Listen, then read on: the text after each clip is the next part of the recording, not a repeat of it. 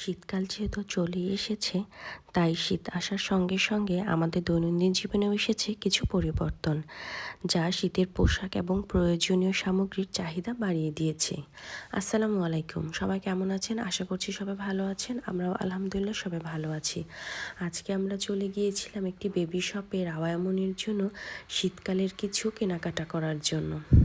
তো আমরা বেবি শপে যেই দেখি সেখানে অনেকগুলো টয়স আছে, যা দেখে আমার মেয়ে তো একদম পুরো মাথা নষ্ট হয়ে গিয়েছে। সে কোনটা থেকে কোনটা নিবে, তার সবগুলো টয়স লাগে। যাই হোক, আমরা সেখান থেকে রায়মনির জন্য কেনাকাটা করলাম।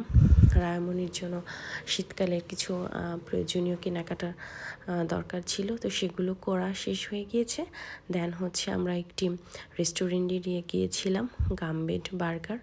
এই রেস্টুরেন্টের লোকেশনটা হচ্ছে গাজীপুরে জয়দেবপুরে